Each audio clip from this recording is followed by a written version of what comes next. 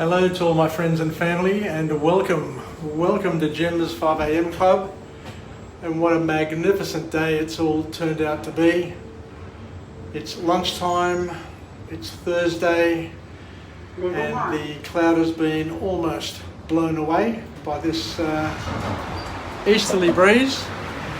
So we'll come out here onto the Cahill walkway and just do a bit of a walk and talk and go through a book summary. I'm expecting a few people to bit their horns as they drive past, as they normally do, so we'll listen out for it.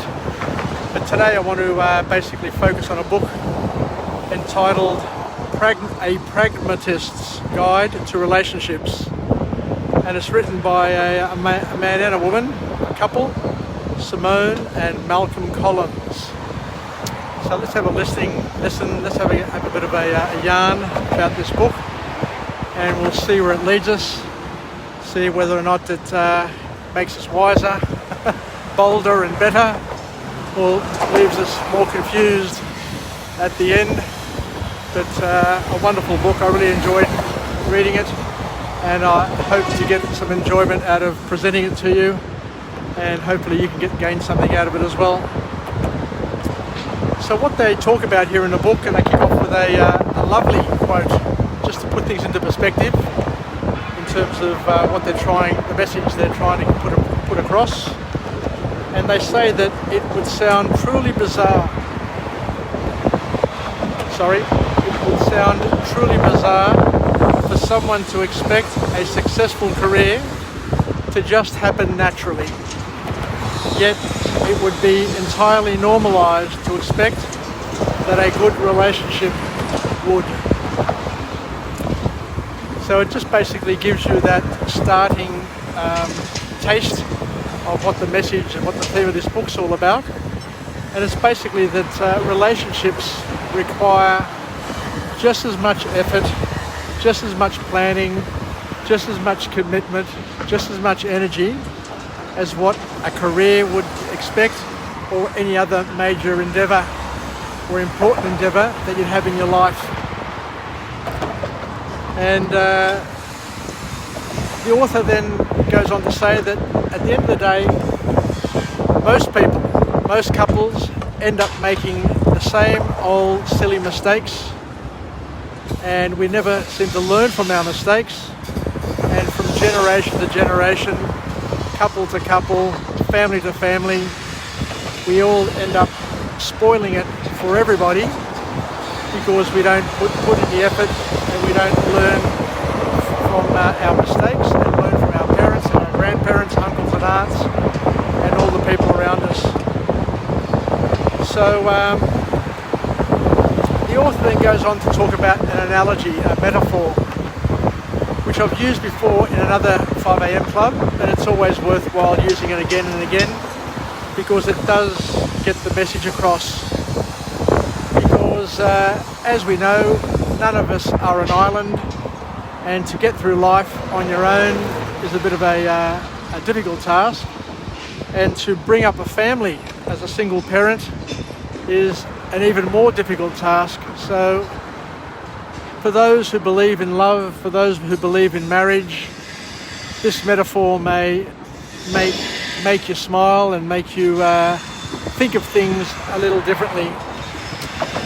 But the metaphor that the authors choose to use is the one about the draft horses. And they say that a single draft horse, and this is based on scientific proof and experiments, they're saying that a single draft horse, when working alone, can pull approximately 800 pounds in terms of a plough and ploughing a field, or pulling some weights, or pulling some carts. In terms of the workload they can pull, you can expect it to be to the size of about 800 pounds. It's a lot of weight. Now, let's not kid ourselves. They are very, very productive on their own. And what they're saying is that if you put two draft horses together, then the workload that those two draft horses could generate is approximately £24,000, which is not double, but 3 times, triple the amount of productivity that one draft horse could do on its own. And they also go on to say that if you've got 2 horses that are trained and have worked together in the past and work in unison and are coordinated, and the trainer or the person who's driving them knows what they're doing, then the amount of productivity that those 2 horses can generate is even higher than that. So the gist of this message is that you can get synergy through coupling, and you can get significant synergy without coupling. So when you and your partner, or when you and the other person work together for a single purpose, and you've learnt each other's style, and instead of getting in the way, you're basically leveraging off each other. So what we're suggesting here, and this is probably the ideal, but we've got to start with the ideal in order to grow and develop and have a target. So an extraordinary relationship can generate similar sorts of rewards, is what we're alluding to. So the big question now is, how do you lure? How do you find the right partner who will work with you across a lifetime to join with you, to comfort you, to help raise your children, the children that you both have together, to combine your salaries and incomes and assets, and to basically try and create a masterpiece, a family masterpiece. So in order to generate an efficient relationship via luring and identifying and bringing the right 2 parties together, the authors have the following 6 relationship lures that they talk about in terms of what you can put out there, what you can use in order to attract the right partner to you. So a relationship lure, according to the authors, is defined as the value that you offer your potential partner and the thing that your partner values and is enticed to come and couple up with you.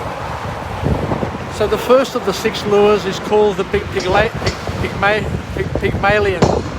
Let me say it again, the Pygmalion lure.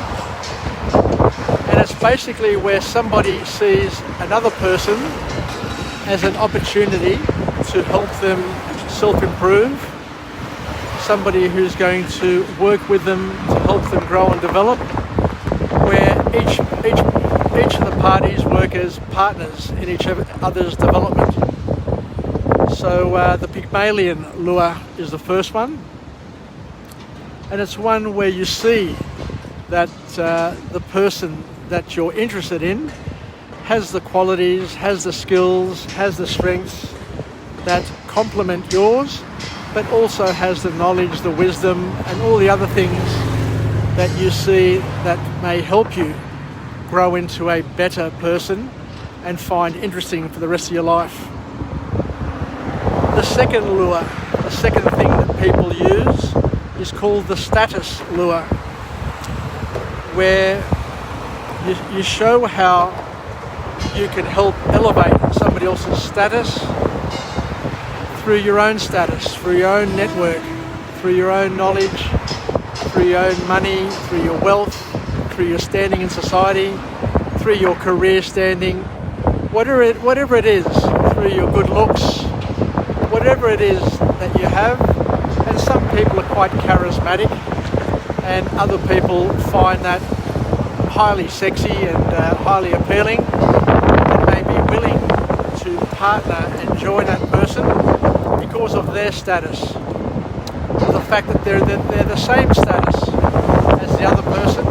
They come from a similar sort of family background and have similar sort of family interests, which will help them gel together and find each other interesting and appealing. The third one is the one of self-identity, where you basically reinforce your partner's idealized vision of themselves. An interesting one. I don't quite understand it well enough to do a deeper dive on it, but we may come back to it later on. But it's one of the 6 lures that the authors have identified. The fourth one is friends with benefits. And what the authors are saying is that being close and having a relationship, a friendly relationship, which has other benefits, may make the transition a little easier from friendship to partner to relationship to marriage. And you often see it, people who are friends end up becoming romantically involved with each other. The fifth thing here is called the long-term relationship, where you put it out there. You put it out there to your social circle that you're interested, you're available, you're open, you're interested, and you want an open, you want a long-term relationship. So you're looking for a long-term relationship, and some people find it appealing, especially when you get to a certain age, like when you get to your mid-30s and you start to realise that your life is, moving on and time is moving on.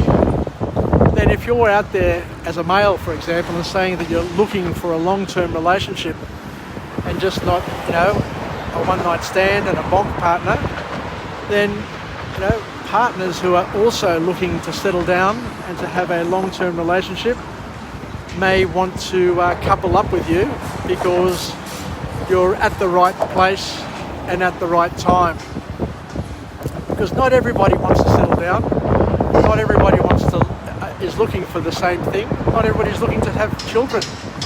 There are people out there who simply don't want to marry, don't want to live with their partners, don't want to marry their girlfriends, definitely don't want to have children, and all they want to do is just have a person who they can catch up with once or twice a week to satisfy their desires.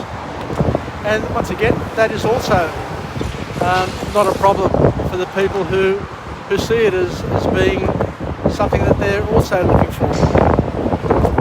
The sixth and last one of these lures is the social construct, where you basically get your friends to work with you, to try and identify a partner and work with a partner, because at the end of the day, your friends know you pretty well, your friends know your values pretty well, and they can be out there being your advertising, your marketer, trying to identify ladies or gents who are single, looking for long-term partnerships, and all of the other bells and whistles that we talked about, and try and bring you together with somebody else. So they're the lures that may help attract and potentially trap somebody into your social circle and into your life as a partner. The second thing that the authors talk about here is that the great thing about relationships and marriage is that you get somebody to share your mental load. That's the beauty of marriage. And when we talk about sharing it, we mean that when something is good, so your happiness, they help multiply, and your problems, they help minimise and divide and reduce. It doesn't always work with that. Some marriages work the other way around, where you're married to somebody who is a killjoy and will kill off and reduce your happiness and multiply your problems. That's a fair income occurrence, which happens out there in married world, that people need to be aware of and to try and be detectives of, and to try and work through it so it doesn't kill off their relationship. So what we're talking about here is we're looking for cognitive integration, where we're both of a similar mindset, where we share our roles and responsibilities, because through sharing roles and responsibilities, it reduces stress, and it increases productivity. And the author talks about the fact that there is potentially 3 types of relationships, 3 types of married people out there. Sorry about that. There's the ones who are separate, who are married, but very, very individual, and they're considered to be roommates. The second one is the ones who are siloed, in a siloed relationship, where their lives are divided. Their life divides are divided, but they share the responsibilities, share the accountabilities, and do everything as a married couple. But they've got separate bank accounts, they've got separate social circles, and they've got separate things that they get on with and do. And the third one is probably the ideal one, but it's not ideal for everybody. It's the integrated model where everything is shared. Decision making is shared across all domains, and they work together as a team and chop and change amongst responsibilities and accountabilities.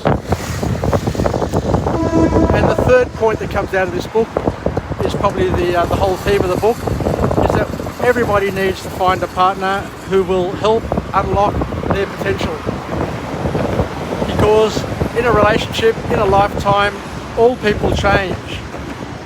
But the goal is to ensure that you're partnered with somebody who is changing at the same sort of rate of change that you're changing, and they're also changing for the better and encouraging you to change for the better as well,